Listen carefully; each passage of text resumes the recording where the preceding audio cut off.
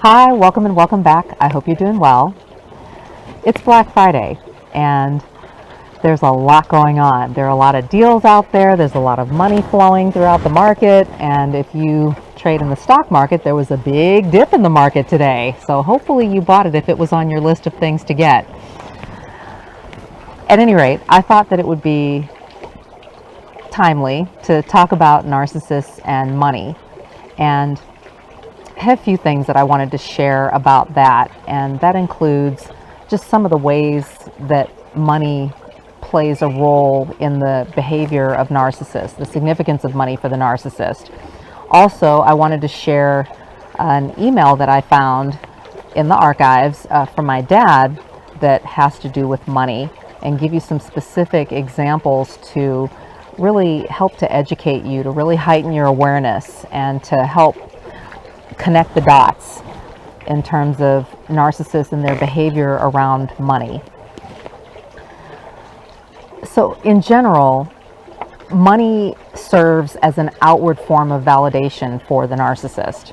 And they'll use money in a variety of ways, like in the love bombing phase, to impress you, to draw you in, to help you let your guard down and trust them, and to get close to you. Also, narcissists will use money to put up an appearance, to give off the appearance of being maybe more successful than they really are, or to maybe even change their appearance. Also, they'll use money to fund their addictions. A lot of narcissists struggle with addiction. That's the money itself, plus whatever the substance is, are ways that they will use as toxic coping mechanisms in order to really not feel the pain, shame of trauma that they likely experienced during their childhood years, those ACEs that I've talked about before. It's one of those things where there's never enough. There's an endless cycle of need, and there's a greediness there, and just a need to be fed and taken care of. And a lot of times there's a strong sense of entitlement, and narcissists will feel entitled to your money, and to the point where they may even con, scam, or trick you out of your money. And again, at the root of it all, they're in a survival mode, and obviously you need money to survive, but also you aren't necessarily entitled to other people's hard-earned money and resources.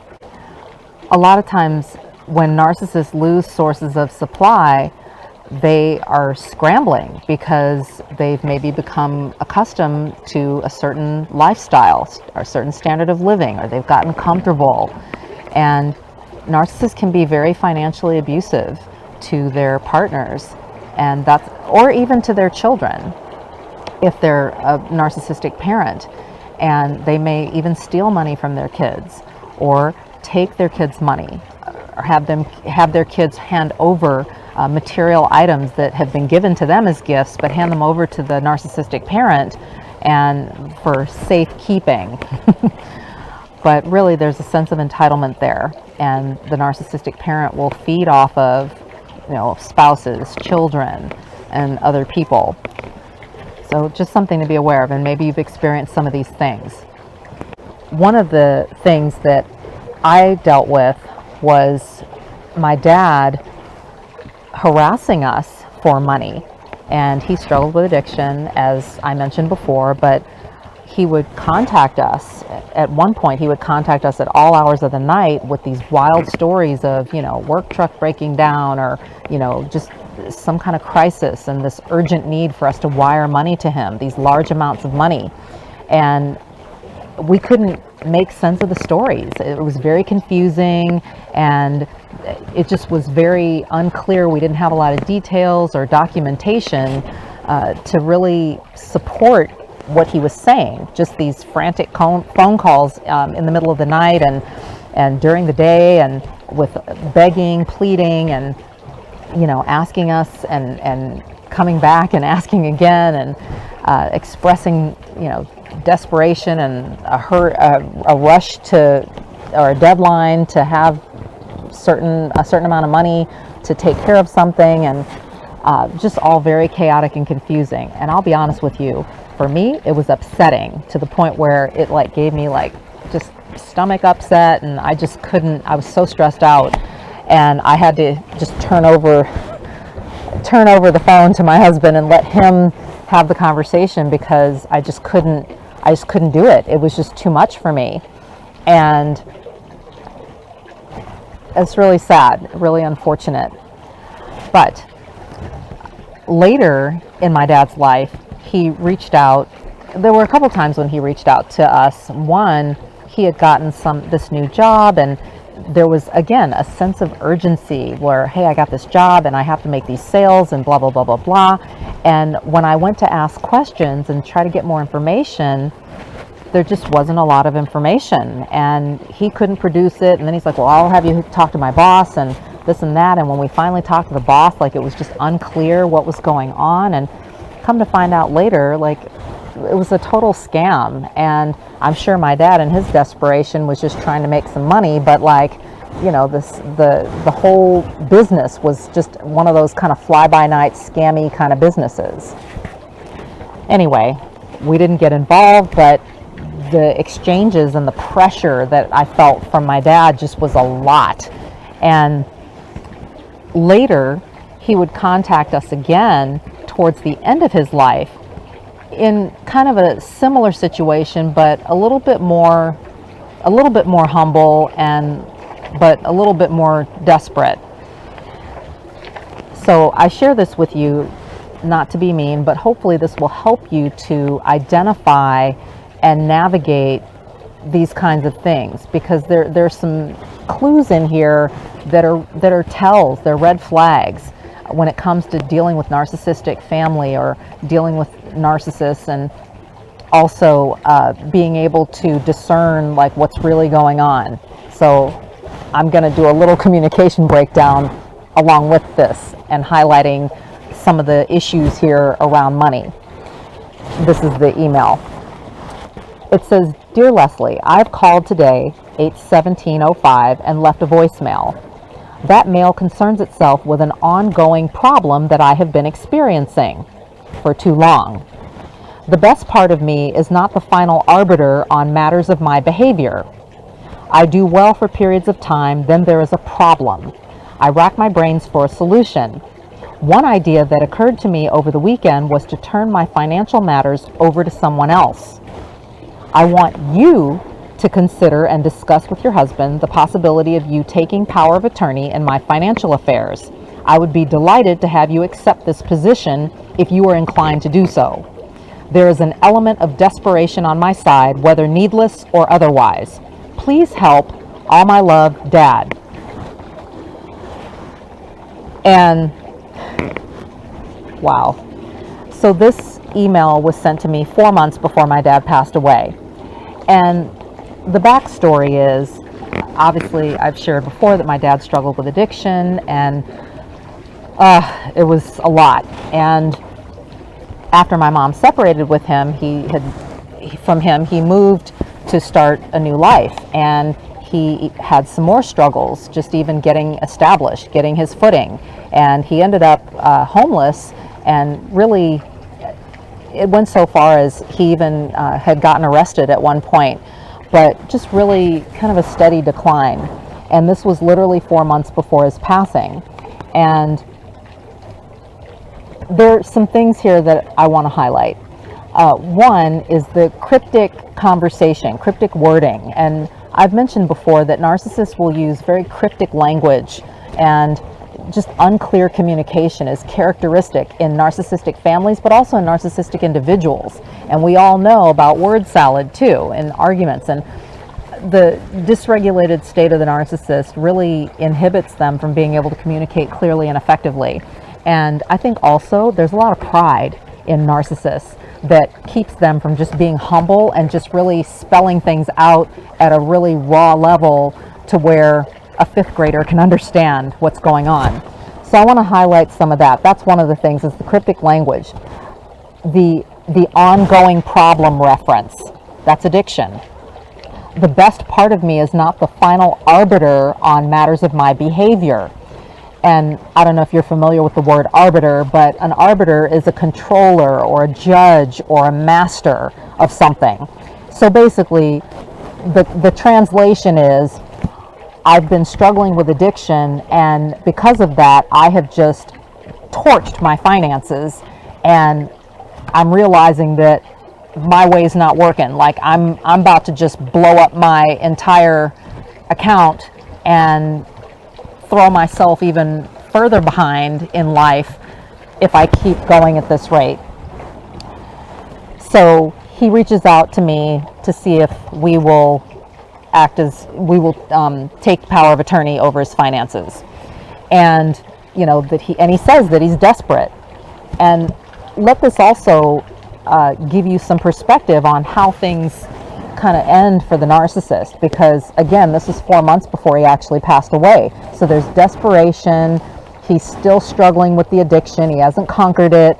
He's still struggling to communicate and even admit and just say flat out, like, look, I am struggling with addiction. It's kicking my butt, and I keep messing up. I keep backsliding and using, and I can't do this on my own.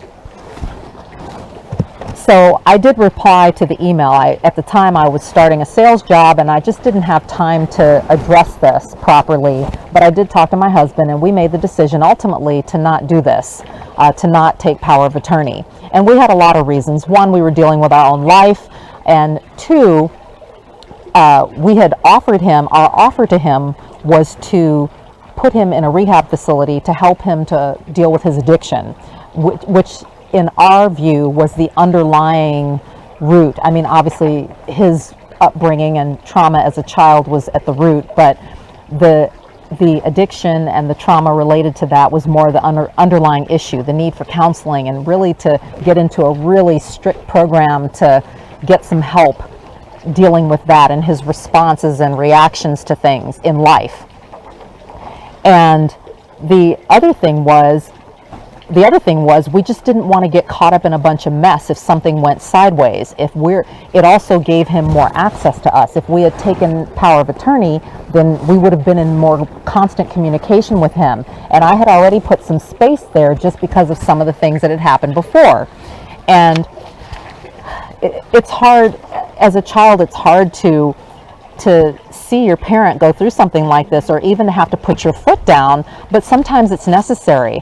And if you'll recall, I've shared before that we had endured a lot of emotional, financial, physical, and just, abuse from my dad. And that's something that, we've had to deal with ongoing and are still dealing with to a certain degree. I mean, he's gone, but just the residual effects of that, and especially with coming into the knowledge about narcissism and narcissistic abuse and having language around that.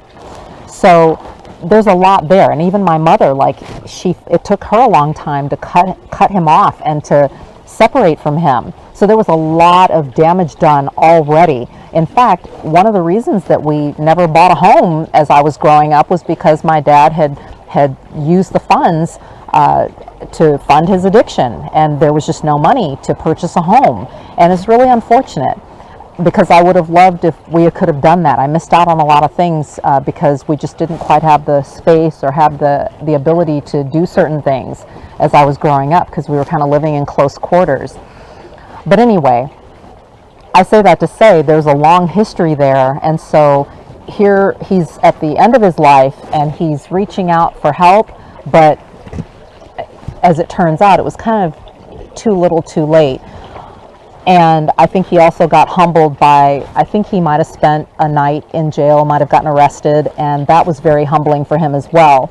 And he is saying, please help, and he is saying that he's desperate, but I think it just goes to show you that when narcissists don't deal with the root of what's going on with them, the trauma, the pain, the shame, the addiction, and other toxic coping mechanisms that go along with that it just never improves. Like it just goes downhill, and it may be a slow decline. It may not be a quick drop like today in the market, but it may be a gradual decline. And so that's something for you to be aware of in terms of deciding how much or little you want to deal with this person, whether it's a family member or a friend or a coworker, boss, whoever it may be. The other thing that I want to highlight is that narcissists will often feel entitled to your help, to your support, to your resources, to your money. And this is where boundaries come in. And case in point, my husband and I had to put some boundaries in place, and I had to let my dad know, like, you know, we're not going to do that. Like, that's not going to work. And honestly, as difficult as it was to set that boundary, I think it was for the best. And I'm glad that we did not take that on. We couldn't take that on at the time, but I'm glad that we didn't make any extra effort to try to take that on, because I just think that it would have created more anxiety, more stress in our lives, and we had already been through quite a bit in terms of dealing with my dad. And hopefully this puts some things in perspective, or maybe gives you some ideas about some of the ways that money comes into play when you're dealing with narcissistic or toxic individuals, and maybe offers up some solutions or ideas about how to navigate your situation that you may be in. The irony of this is that the title of the email is "Who's in Control?" And obviously my dad had a lot of issues around, you know, controlling his addiction, controlling his behavior, controlling his impulses, and, you know, at the end tried to turn to us for some help in, you know, getting his finances under control. But again, that doesn't really address the underlying issue. It goes way deeper than that. And, you know, he also had been enabled quite a bit by my mom even after they separated. He was tapping her for money just like he was us, and she would send him money. And I think that after a while she finally cut that off too, but it took a while, and I think that's when he turned his attention towards us in terms of asking us for money and calling us all hours of the night, but just very stressful. And regardless of the relationship, no one should have to endure that kind of stress or pressure. And not only that, but just having their boundaries pushed to that degree. Narcissists have a lot of issues around money, and this can include everything from neediness to being out of control and reckless, and also relying heavily on others to support them in their dysfunctional state without having to necessarily address their dysfunction. And regardless of the relationship, you need to be aware of who and what you're dealing with, and not be afraid to set some boundaries, to ask questions, to ask for documentation, to background check, to fact check. Do your due diligence. And at the end of the day, you have to make decisions that you are going to be able to live with and that are going to be best for your overall well-being, whether it's financial, physical, or otherwise. You're not alone, and you're not crazy. Know who you're dealing with, know who you are. Take care, and I'll talk to you soon. Bye-bye.